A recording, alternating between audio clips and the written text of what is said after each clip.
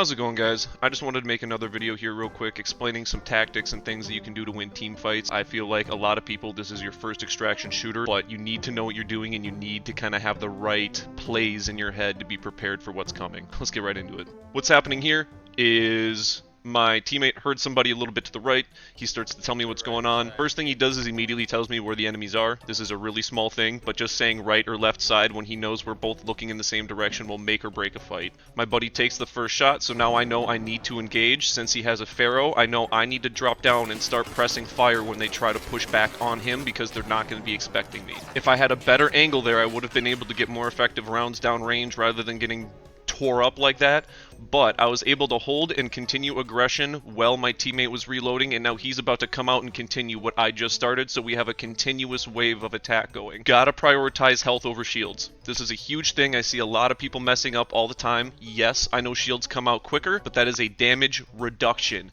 If you don't have enough health in the first place, you're not reducing enough damage to stay alive. I realize I don't have any heals, so then I immediately go into my utility wheel, and I see that I have a few grenades, and as soon as I let one rip, they throw one right in my lap. I would rather roll and avoid damage than hopefully throwing a light frag and maybe knocking one of them.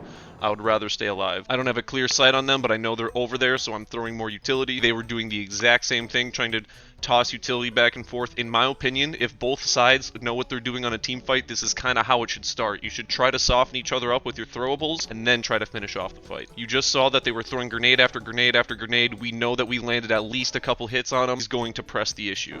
I know I need to run in and back him up. Both people are most likely going to be focused on him in this moment. I was right. The one on top and the one on bottom, they are in two separate locations. I pay attention to where the bullets are coming from. I know which one he doesn't have an angle on. You see the flare because I knew for a fact he wasn't shooting the dude directly above his head. I let him know that he's coming after him. I ask if the second person went down because I didn't see a flare. And my buddy here has a terrible, terrible, terrible habit of not communicating what's happening around me. I almost always go to thirst when there is a team. If you thirst a player, the other people will come out of the woodwork like cockroaches to save them, and that makes them open to kill them every single time. He did not go down. My buddy tells me after the fact he goes down. Don't do this. The old mouth breathe. He explains himself, you know? I prioritize getting a defib over just regularly reviving him because on the off chance somebody else shows up, he's gonna have over half health to be ready for that fight rather than like a quarter when you normally get somebody up. He's in the middle of a story. I immediately cut him off and let him know that there are people danger close. He will shut the fuck up and start firing. He completely stops talking and he locks in.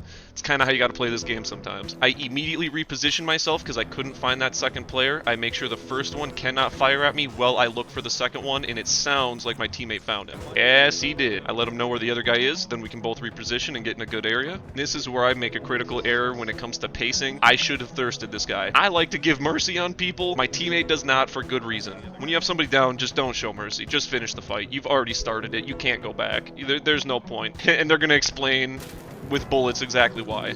I take my eyes off the other guy, they lay into me, and now they immediately are gonna just start going on the offensive and try to get us back. And now he's trying to make me feel better. Terrible decision by me. I sit here with a medium ammo Rattler trying to trade with a Pharaoh. I'm gonna lose that fight 10 out of 10 times. Now they're throwing nades trying to just buy some time and buy some space. Now this whole fight has to get repositioned and re-prepared and reset, and this is just another opportunity for another third party to happen. It's Stella Montis. This shit happens all the time. We see the damage shredder come flying by, so we know they're in this room already. And we saw them run in this direction anyway, so we know for a fact they're probably going to be around here. I saw blood in the smoke. I start just firing towards the blood. I don't care, man. If I land a shot, I land a shot. I'm so low health, I just need to get an advantage somewhere.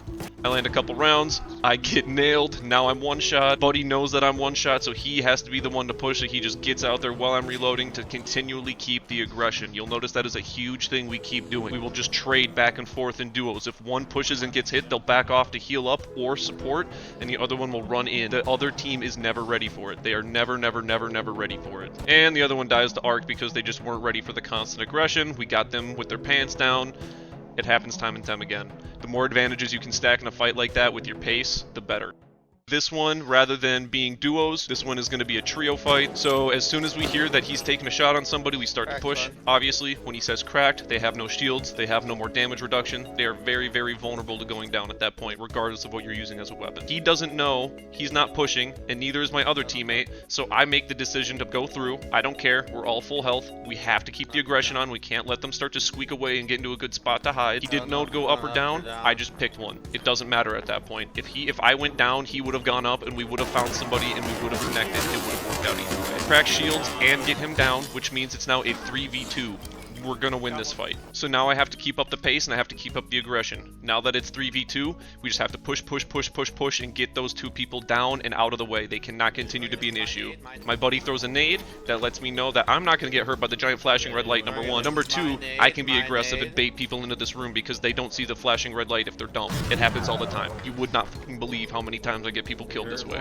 And now this guy's really, really hurt and his teammates are gonna prioritize getting in here quickly because he's going to die soon and he's probably screaming in his comms going, they're thirsting me, they're thirsting me. That makes them come out unprepared. How long does it take for them to show up now that I did that? Look at that. 2-3 seconds later. That's because they were on their way the second I started to thirst them because their teammate was screeching like a banshee saying they're getting me, they're getting me, they're getting me. Now they're gonna come jumping down this stairwell unprepared, not knowing where we are, not knowing how much health we have, not knowing what utility we have, and they're gonna get smoked.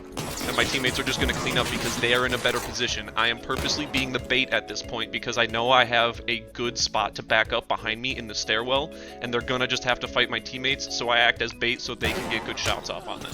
I'm in a stairwell. I can just back myself up into this tight little corner. They can't shoot me from anywhere that my teammates can't shoot them. I'm fine. It doesn't matter. We can continue this with a 2v1. Keep stacking up advantages like that, and you're gonna win team fight after team fight.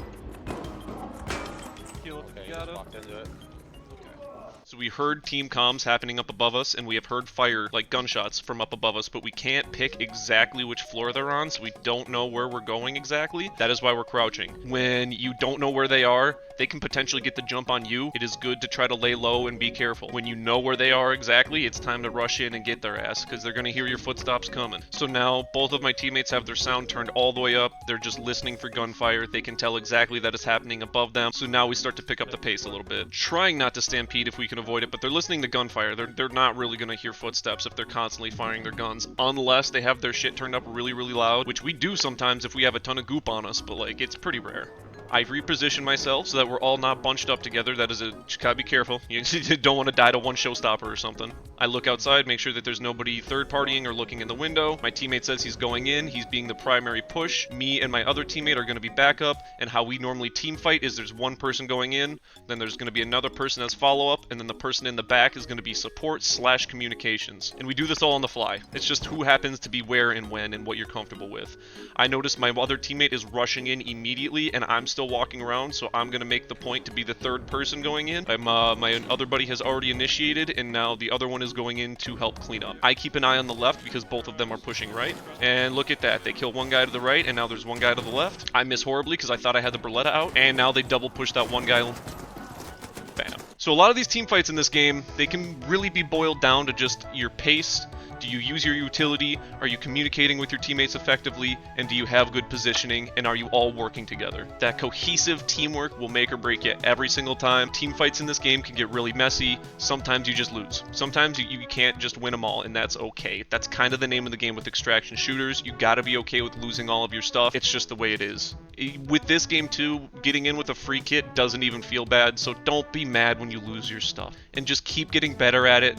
I had to force myself to play Stella Montes for a little while to just get used to the PvP, the pace, how the guns feel, how the aiming works, all of that. And don't be afraid to play with your crosshair and a lot of these other settings to really try to dial it in to make it feel right for you.